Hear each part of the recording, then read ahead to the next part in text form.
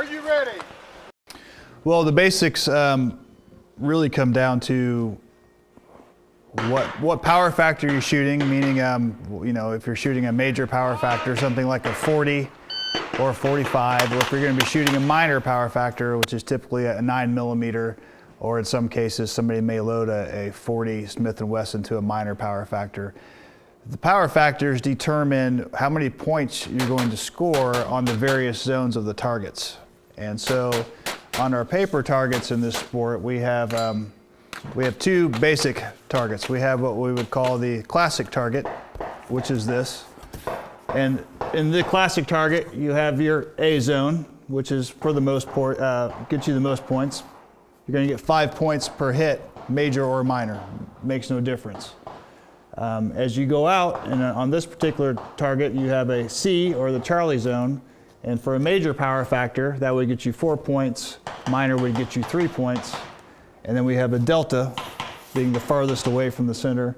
And for that, your major will get you 2 points, your minor will get you 1 point.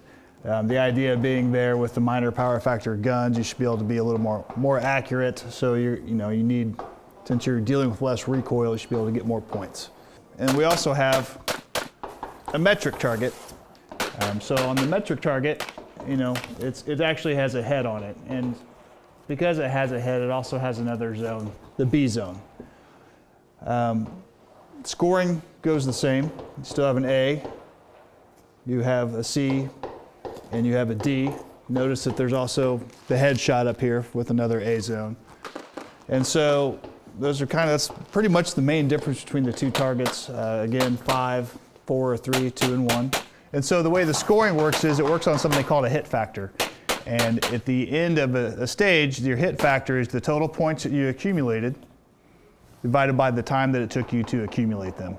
So if you're going to take, say, a 32-round field course, total of 160 points, and the time that you took to shoot it, you'll come out with a hit factor.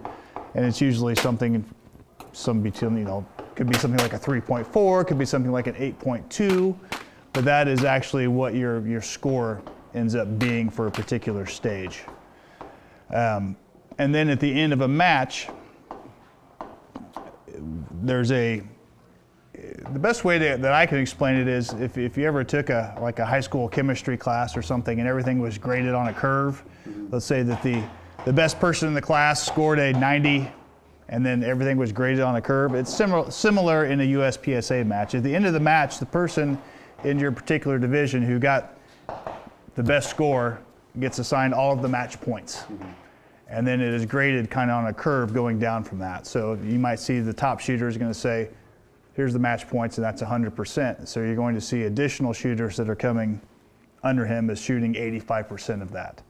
So you kind of get a way to judge yourself against who the best was. You might have seen a guy up here who was number 1. He got all the match points. He shot 100%, and you shot 80% of that. Mm-hmm.